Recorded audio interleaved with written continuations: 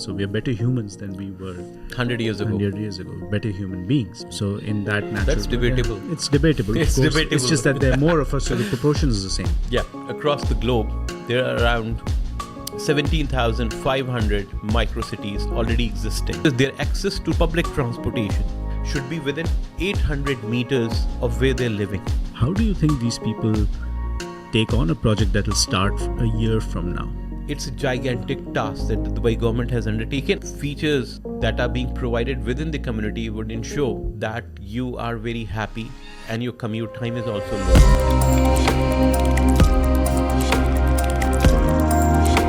Hi everyone, welcome to another episode of Brick Buzz. The topic that we plan to cover today are basically just two. First one being that we are going to discuss a few of the socio-economic factors that set Dubai apart from the rest of the world when you consider making Dubai a permanent home. The second topic that we have is we're going to discuss the concept of microcities and why Dubai is coming up with some amazing microcities. We already have some. We're going to have more microcities coming up. So I would advise you to grab that cup of coffee and have yourself ready to watch this exciting episode. Thank you. This kind of coffee. This kind of coffee, right. Yes, sir.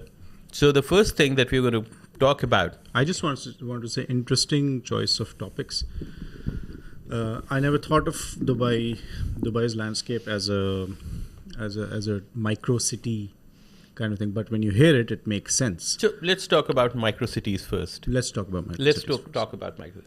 So do you know that across the globe there are around 17,500 microcities already existing? So what's a microcity? A microcity is basically to a certain degree, a self-contained community which has around between 10,000 to 50,000 people living there. That's the basic average population that you have in a microcity. It's nearly self-sustained, self-contained, and the basic idea is, the basic thumb rule is that once you enter that city on a weekend, nothing compels you to come out of it. I'll give you an example. Dubai Hills, Damac Hills. Those are basic ideas of your microcities. So, after COVID, what happened was that a lot of people now are giving more emphasis to the places that they're going to live. The idea of an ideal home, the sub-community and master community has greatly enhanced. And the features, the amenities, the lifestyle that you'd like to enjoy within that community has also come up to a certain degree. People are now paying more and more attention to it. Now imagine, and this also is very good for the entire city of Dubai. Now imagine, Dubai is a place where you have a natural coastline. So every weekend, if you're fond of going to beaches, then you're going to either go to Jumeirah Beach, Kite Beach, JBR area. Now, every year, more and more tourists are also coming there.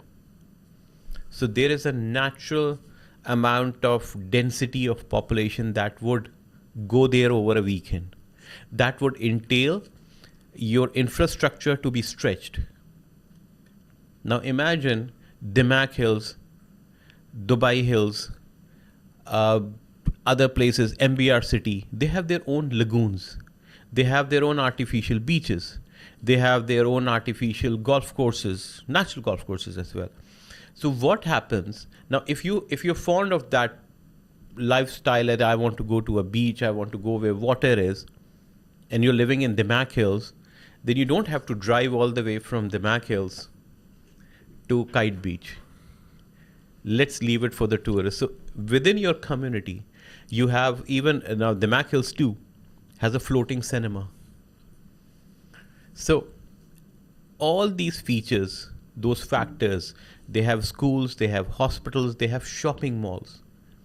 So on a weekend, if you think that going to either Mall of the Emirates or Dubai Mall is going to be a chore and is going to have a subsequent amount of time that is consumed in going to that place and coming out of that place. So that choke points are now going to be reduced, because if you have to just do journal shopping, then you can go to the mall that is in your community. Right. So a lot of features of that are coming up, because Dubai now has substantial amount of land parcel available. So these micro cities are being developed. Imar is coming up with the valley. Other developers are coming up. Dubai Properties, Miras was coming up with their own micro cities. So those small land parcels are now going to be the focus of attention. One more thing, if you look at the urban plan of Dubai, 2040 urban plan. Now that 2040 urban plan says that around 55% of the people living in a community, their natural area of operation, like they have to go out, they have to go to their office, they have to, and the natural commute has to be within 800 meters. And the natural access, their access to public transportation should be within 800 meters of where they're living. Okay. Which is the ground zero. For you consider your house is ground zero, within 800 meters. Now, on paper, I don't know how does that sound, but it's a gigantic task that the Dubai government has undertaken, and now we see the results being delivered. So imagine if 55% of the people are the area of operation, the schools, the kids going to schools, the husband and wife both are working, both of them going to the workplace and coming back, have access to public transportation. How good will it be for the carbon footprint of the city? And what will it do for the traffic density of this city? Because if you're going to take this population now from 3.2 to 3.5 million to around 7 million, that means those additional people have to commute. So do you think just making new highways or broadening the highways is the only solution? No. So the rulers and the government of Dubai are working on it from multifaceted areas. Mind you, they have been working on it. They have been working on it for a long time. They have been This working is on not it. sustainability, and carbon footprint is not a new concept. The entire decision to make communities with malls and with everything inside them. Arabian Ranches is such a community. Okay, fine, there's no mall, but Arabian Ranches. Arabian Ranches was version 1.0. Version 1.0. Version 1.0. But most of the communities that have been announced post 2013, 2014 are along the lines of being self-sustainable. The reason is people don't need to step out of the community for groceries, for this or that. So the more they stay within a place where they can perhaps walk to or cycle to or use one of those scooties, that reduces carbon footprint. That's true. So even if you see the communities that are, like I'm saying, Dubai, Damac Hills 1, Dubai Hills, because Damac Hills 1 came much earlier than Dubai Hills. And you see Arabella, again one such community, Dubai Properties. You see City Walk area. Self-contained communities. If you go in over a weekend, there's hardly anything which will compel you to go out of it. On a grander scale, you see now the new communities, because there's no dearth of land parcel. So Damac Hills 2 has a lot more amenities. It has cricket stadiums, it has football stadiums, it has like grounds, it has these floating cinemas, it has a lazy river. So all those features would be within your community. So once you go in, unless you have to go and pick up somebody at the airport, or there is a requirement to go to the Dubai Mall or downtown, your reliance on going out is going to be substantially reduced. Once this is reduced, the carbon footprint, the choke points, your features that are being provided within the community would ensure that you are very happy and your commute time is also low.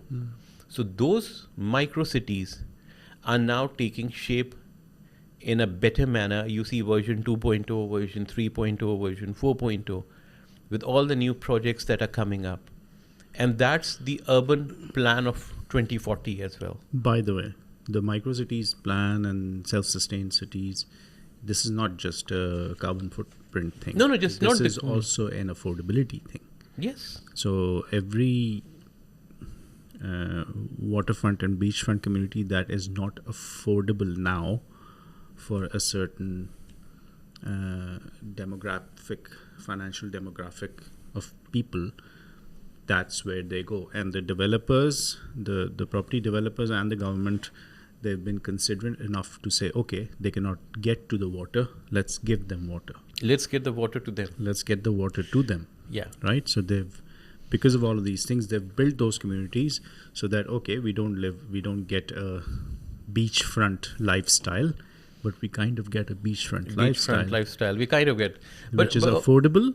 I don't mind driving 25 minutes from work in the evening if I get to my serenity of at my community at the end of the day. Yeah, you're right. Right? Who wants to be on the beachfront with tourists and with all sorts of activity going on, retail activity? The choker points of traffic as well. Exactly. Traffic as well. Nobody wants that. So that is there for the short-term sort of residents. But that brings a very important point that you highlighted. But let me throw in a curveball here.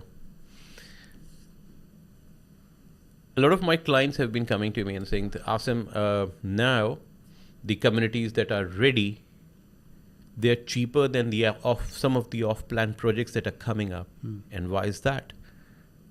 An off-plan was generally supposed to be cheaper than the ready property, because the ready property, the appreciation has already kicked in, right?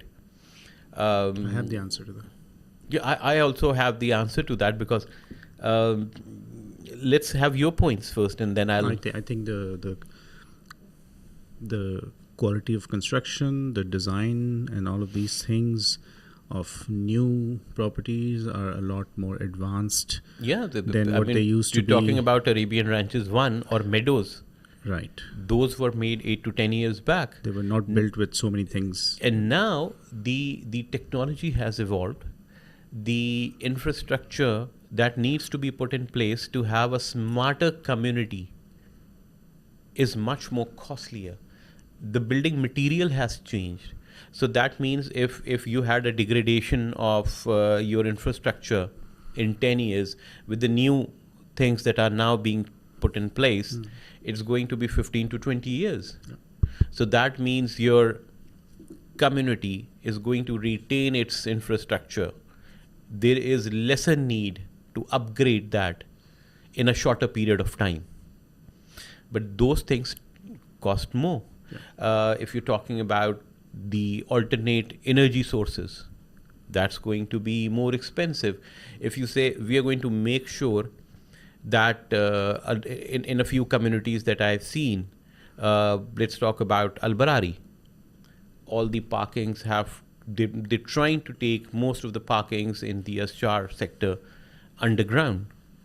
What that would entail is there'll be lesser cars on the roads on the ground floor. But that again entails more complicated and more complex planning and execution. At the end of the day, would you benefit from it? 110%. At the end of the day, would that be in your benefit? Yes. Because you also have to see let's talk about it from the financial point of view. A property that you say, okay, right now, a property that was built in Arabian Ranches and has reached its, I think, maximum potential unless you have a drastic renovation project on that property, it has reached its price ceiling. Even though the new project that is being launched is costlier than that project, it's designed better, it will have better finishes, the community will have more features, will have well designed, better designed features, and also it will have more potential for capital gain, because that's the starting price. Arabian ranches, you're talking right now, and you say, okay, it's been 10 years old, now the price has reached to a certain point in time, and it might definitely is going to increase, but not with that exponential level at a new project that is being launched, and you bought it right when it was launched, so you got the base price, and it has more potential for capital gain over a period of time from its base value. Right. So I think it's a win-win situation, because you're getting better quality of life, you're getting better amenities, better infrastructure, and then you have better capital gain possibilities. What percentage of day one Arabian ranches buyers exist as landlords today? What's your guess? I don't have the answer. I'm just saying. I'm sure it can't be more than 12%, 10%. Arabian ranches. The people who bought first, 2004. The people who 2005. bought in 2004, I think they're around 14 to 18%. They still are there. Because Arabian ranches was the first, was a project I've seen a lot of people that live in Arabian ranches. I have a lot of friends that live in Arabian ranches. They do not have a property, they have a home. They have so many cherished memories over there, and they have, so whether they have even, I know a few people who have outgrown that and who have invested again and have now other villas and other townhouses and other apartments in a much more modern community, but they would still prefer to live in Arabian ranches because that just seems to them like home. They are just very comfortable living there. All the friends are living there. They have their activities planned. Somebody's going for golf there. Somebody's going for other activities. The kids go to the same school.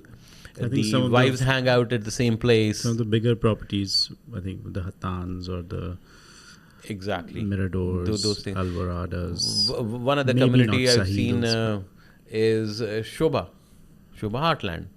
So Heartland, a lot of people that initially bought and are living there really, really like that community. Otherwise, the big villas. The big villas. The 5 bedrooms, the 6 bedrooms, the garden homes, those are the people. So this is one factor that micro communities, the micro cities that I'm talking about, is going to be the talk of the town now. And now there is a very conscious effort to take them to the next level, to have more amenities in place, to have better infrastructure, to have more features which would attract people to live there. So for my investors, I tell them, listen, for a certain price point, you can go to a place where you can have a penthouse or an apartment or a townhouse, but that's not a micro city. And if you have plus minus 10 to 20%, I would still even tell them, even if you have 20 to 22% more capital requirement to invest in a micro city, go for it, because in the longer run, that will be a much more financially and economically viable investment. We should do a study on the expected handovers in the next couple of years, and what percentage are villas, townhouses, and what percentage are apartments, because that would add to this conversation. The villa communities now, because now, as we discussed in I think previously as well, there is an emphasis, because otherwise there's a lot of emphasis on apartments, and not just the normal apartments, some very high-end apartments, Bengati is coming up with some magnificent projects. Shobha is coming up with projects. Miras is coming with city walk projects, which are really, really very nice. Miras came up with Madina Jumeirah Living. That project is very nice. So apartment projects have been all over the place. Some really, really nice projects, and that too very central to the city. However, the people who are investing in villas are now back into that, because the villas that are now being launched, I am specifically talking about Emaar, Miras, Dubai properties, the villas that are being launched by Shobha Heartland, the villas that are being launched are 17 to 20% bigger than the villas that were launched a couple of years back. Okay. So people are now looking back towards, okay, for this 3-bedroom, an average size was, for example, 2200 to 2300 square feet. Now it's going to be 2700 square feet for a 3-bedroom. If you had 2800 to 2900 for a 4-bedroom, it's now going to be 35 to 3700. So there's a 17% to 20% increase in the size of those villas as well. So that means that you will have a bigger home. And then that will entail like what's happening in Meadows. Meadows, people are doing major renovations for the villas. That's a new concept that's now very much deep-rooted. If you go to a well-organized, I would say, because most of the contractors I see are not that well-organized. If you go to a very well-organized, who's competent, who has been working with Emaar, can get you all the approvals, can get you everything in Emaar. If you get that contractor, the wait time is 1 year. You would say, I'll take 6 months for the complete process. You'll have to spend anywhere between, for a very nice upgrade, anything between $1 million to 1.3 million.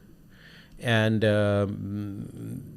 you will take 6 months for that, including the approvals and everything from the developer and from municipality and everything. But people are willing to wait for them. I don't know. It seems like a very... From the contractor's point of view, to me, it seems like quite a complicated transaction. Like, obviously, I do this, right? So I hire out my studio, I work, and I do all of these things.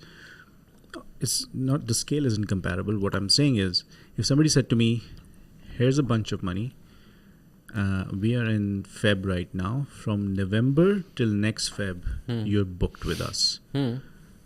And they could offer me a lot of money that I could want. But I don't know if I want to take on that responsibility from November to Feb, when I don't know what my costs will be. Will I have the same team? Maybe somebody will leave. Maybe somebody new will come in. You see what I mean? So for a business that's a contracting business where attention to detail and all of these things matter, how do you think these people take on a project that will start a year from now? I've got my head... what are those people called? No, any company, any organization who's going to do that would have a basic infrastructure of the core competence. The design and drawing team and the team that's going to coordinate with the developer. Those two people those two teams have to be in place and have to, they are the core team members. They cannot be left, they cannot go left and right. Yeah. They are the core team members. Now, that core team is already there. It's always there. You can outsource some of the work.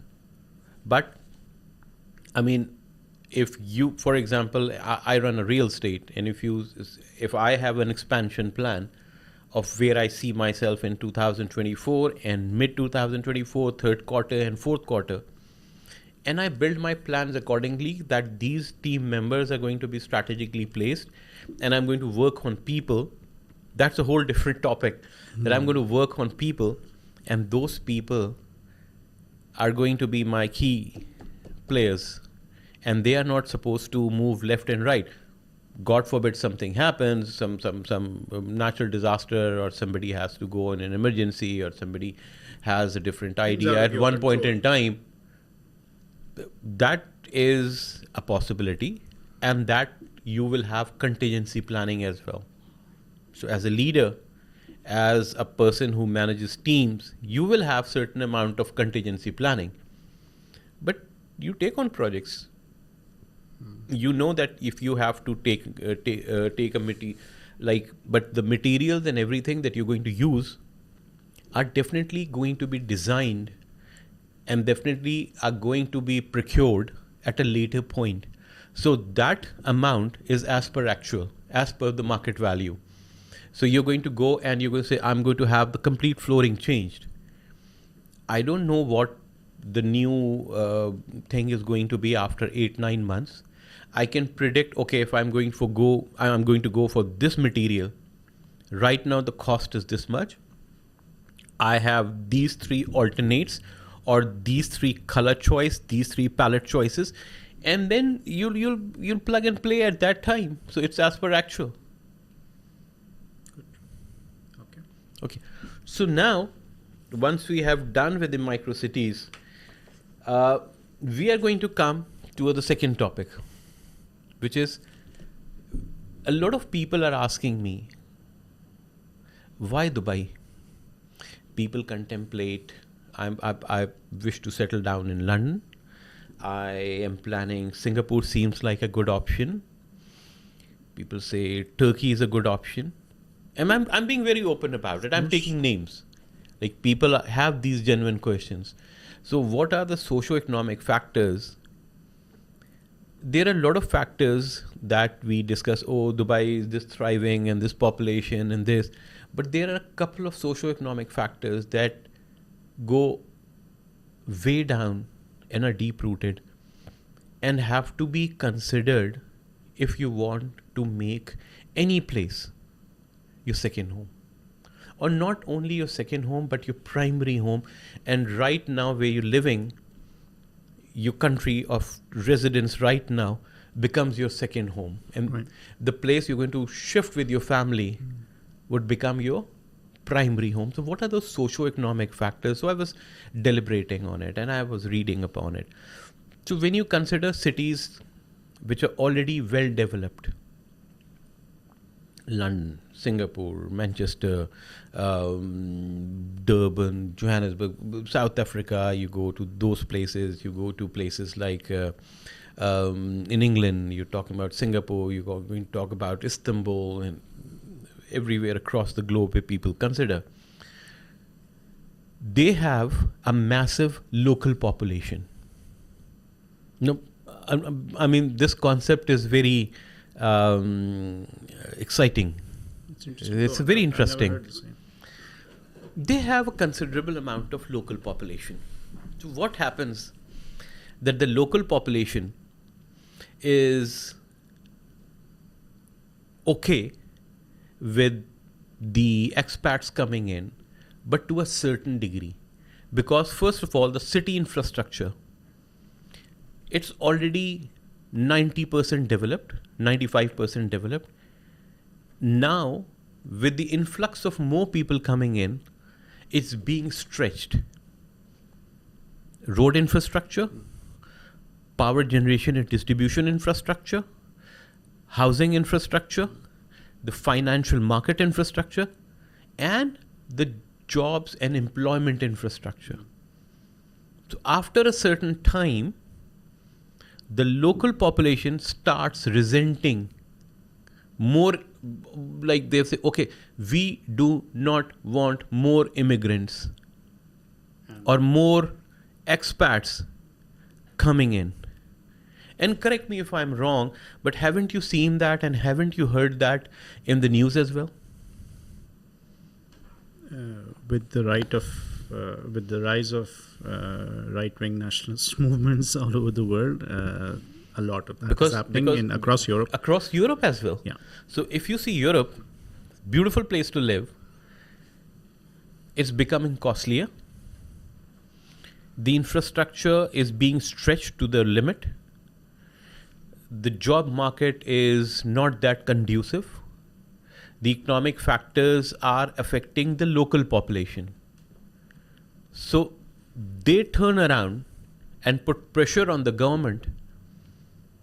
Can you please slow down on this infrastructure, and can you please slow down on all these immigrants and all these expats coming in? We can't handle them. You as a government cannot handle them. This is the other side of the spectrum if you compare to Dubai.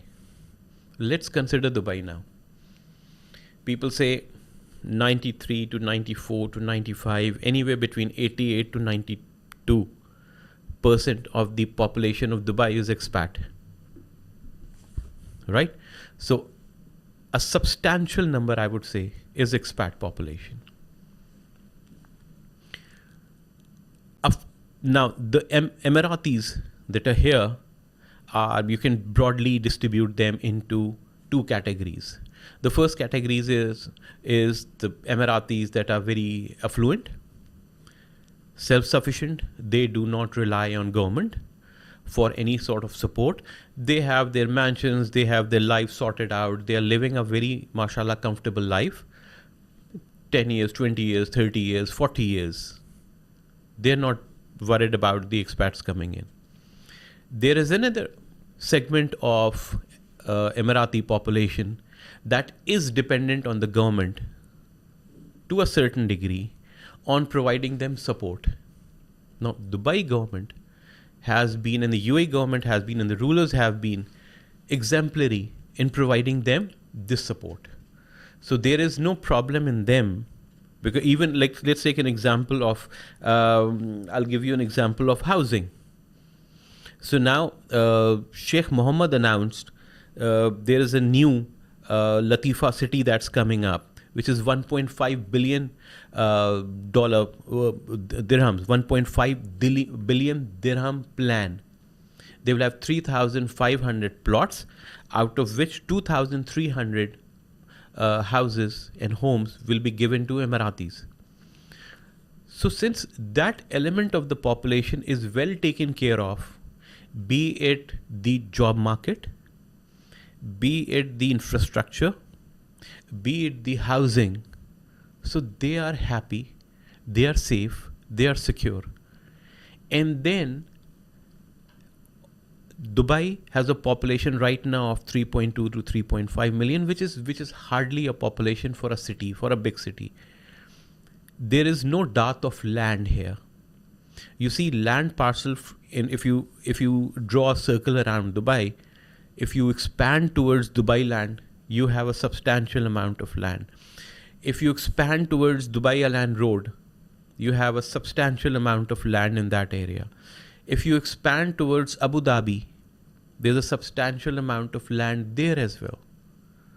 So there is no dearth of land. You do not have land in Singapore. London is like fully populated. So is places in Turkey where you would like to consider going and settling down. Here, the housing is not an issue. And any of these non-Emiratis, or you say expats coming in, are more than welcome, because they're going to set up shop. They're going to bring in more revenue options. Revenue is going to increase. The housing is not an issue. Road infrastructure is there, power generation and distribution is there, safety and security, which is paramount, is already there. So the expat population can easily be absorbed, and Dubai government and the rulers are very cognizant of this fact, and that's the reason why they are working day and night, and the developers also know that. You see, we see a lot of new projects being asked for, a lot of new projects being announced and delivered and being put on the map, that we are going to have this project being now in the way, and there are a lot of projects in the pipeline. Why? Do you think the developers are unaware of the plans? I mean, D33 agenda, which is the economic forum, clearly outlines that.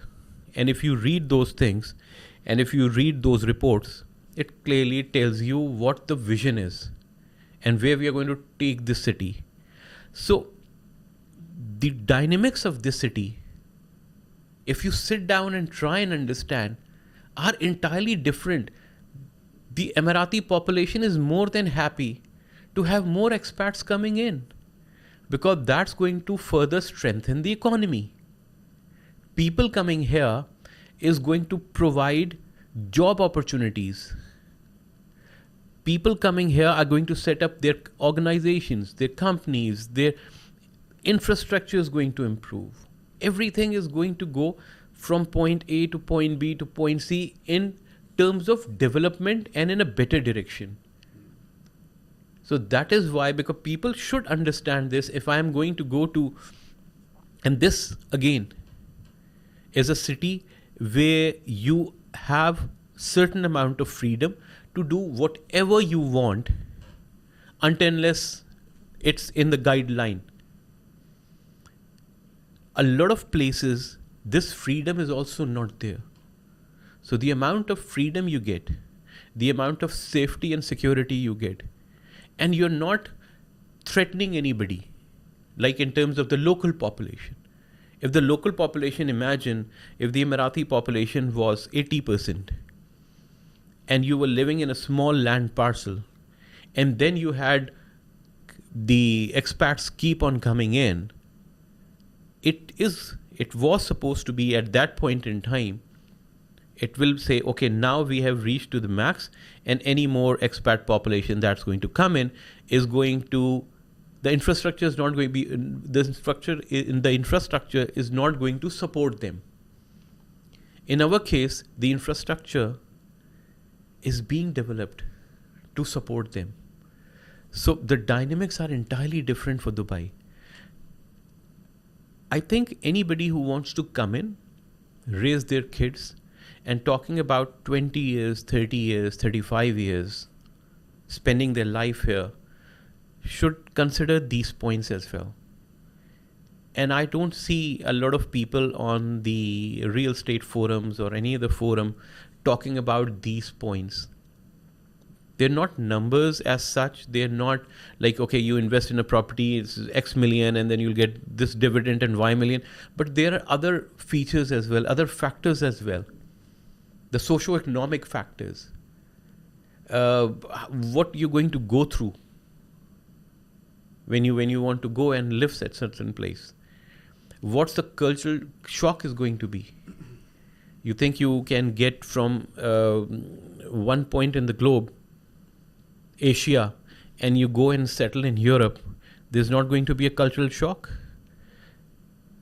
There is going to be certain amount of, now with the globalization and everything, the cultural shock will not be that significant at, it might have been in the 70s and 80s and 90s. I agree.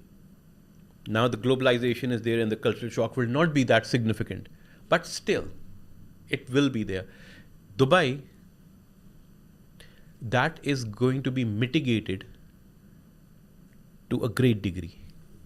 And that's one of the key features why I always tell people, when you want to relocate from your country and you are exploring the world as such, that now I need to consider a place where I am going to set up my shop, I'm going to move my home, I'm going to raise my kids, I'm going to retire and live a life. These factors are going to work in favor of Dubai if you realistically sit down and consider them. Well said. That was something that I was reading about, and that's what I share with my client base, that this is something that you need to really focus on, and these things you need to also consider. Mm-hmm. So that's it from my side. If you have any questions or any. No, it's hard to argue with that. With your assessment of what Dubai is basically in the same stage. There's a reason why it's called a developing country or a developing economy. Dubai is in the same stage that European countries were 100 years ago, or United States was 180 years ago. Obviously, right? Because as Europe humanity, was not as enlightened. I'm sorry if as humanity, we've evolved, right? So we are better humans than we were 100 years ago. 100 years ago. Better human beings. So in that natural, That's debatable. It's debatable. It's of course. debatable. It's just that there are more of us, so the proportion is the same. Yeah. Right? Proportion wise, we're the same. We're better, and we're in a better time to develop, because we'll develop faster, we'll develop wiser, we'll develop wider, because of where we are, how we are as human beings, how we've evolved than we did 100 years ago, 180 years ago. So we're in that better space. So it bodes well for future. And since you have a significant amount of expat population here, you see the rulers, the government, the laws, the regulations, all are very cognizant and very friendly towards them. Imagine if the features were reversed and you had 90% Emirati population and only 10% or 15% expat population, then the rules in it's not that the local population of Emiratis are not being taken care of. Yes, the government is providing for them in every way possible, but it's doing the same for the expat population as well. Quick question. You said that there is a portion of the Emirati population that needs the support, and the government to a certain degree, and the government has been supporting them. Do you think the government also now needs the expat infrastructure to kind of take the burden of that support? For that's being incorporated. You see, a couple of years back, if you see the infrastructure, then you needed to have an Emirati in your organization, which was the sponsor. Now, the concept of having an Emirati sponsor, has died down. Now, we see a lot of Emiratis wholeheartedly contributing and working in organizations in not only the government sector, but in the private sector as well. And now the private sector is absorbing that population of young Emiratis as well. So that's a natural flow we have seen. It's not dictated, it's a natural flow we have seen. Those local Emirati kids are well educated, are very well versed with the dynamics of the business world, and are being very welcomed by the expat organizations to join them and be a functional member of the organization. So there has been a significant shift. If you interact with them, you'll find them very enlightened, very knowledgeable. Education is very good. They conduct themselves in an exemplary manner. So they are welcomed in organizations. So in addition to the government organization that we see, you go to Diva, you go to Do, Etisalat, you go to other government sectors, RTA, other government sectors, when you interact with the Emiratis, you're very pleasantly happy to interact with them, because they have the mindset of providing quality of service. Quality of service in Dubai, I think, is second to none. I've traveled across the globe, and the quality of service across the board that I've seen in Dubai is nowhere else to be found. Now, those young Emiratis with that mindset and that education, if they are available in the city and they know the city like the back of their hand and this country as such, they are providing an excellent source of employment. And a lot of the organizations that are multicultural and are looking for credible people to join them, they are using of these Emiratis. So guys, I hope you liked this episode. I think there was a lot of hard-hitting points we have discussed. And please give us your feedback. What other topics would you like us to cover in our next episodes? We would love that feedback, and we would do our level best to find those things for you, find those points, answer to your queries, and bring them on the table, discuss them. So thank you guys. See you next time.